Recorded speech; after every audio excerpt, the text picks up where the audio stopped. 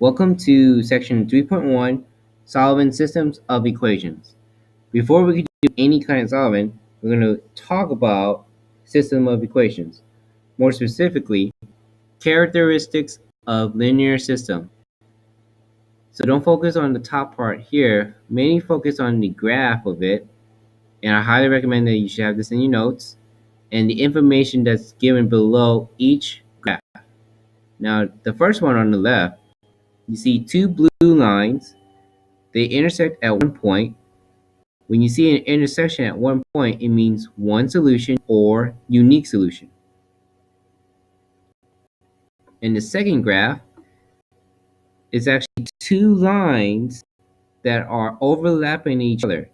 When you have two lines overlapping each other, or when you solve it algebraically, and you see that it's two equations of the same thing, meaning that you have the same coefficient for x, same coefficient for y, and it equals to the same number. What I mean by coefficient is the number that's in front of x and the number in front of y. If they're the same with the same sign, that means they will overlap each other. If that's the case, it will be infinitely many solution, or also known as infinite solutions.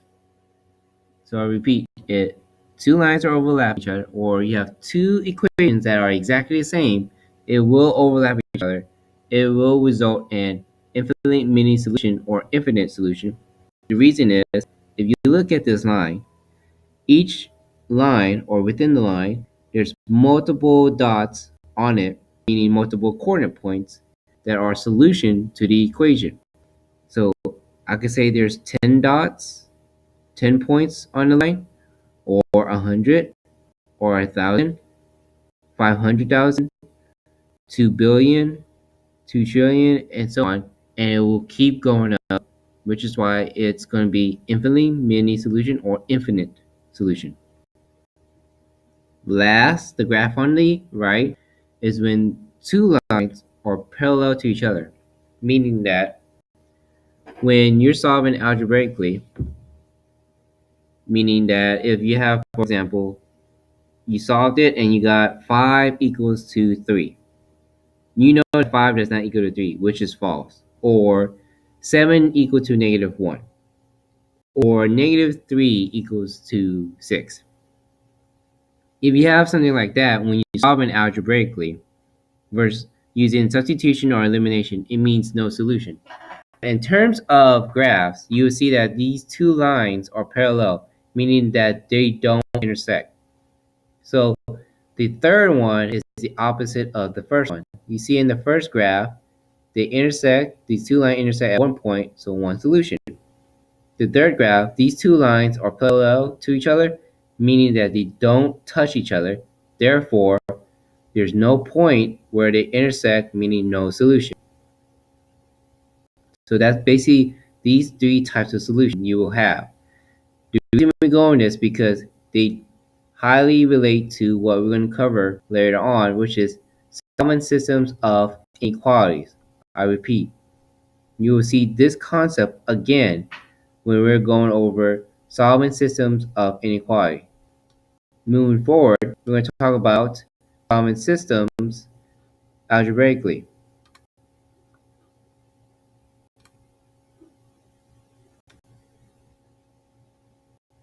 So solving systems algebraically. Algebraic methods are used to find exact solution of systems of equations. One algebraic method is called the substitution method. Here's the concept for substitution method. Step 1. Solve one equation for one of the variables. What I mean by step 1 is you're going to have two variables, x with y, or a with b, or m with n, or r with s.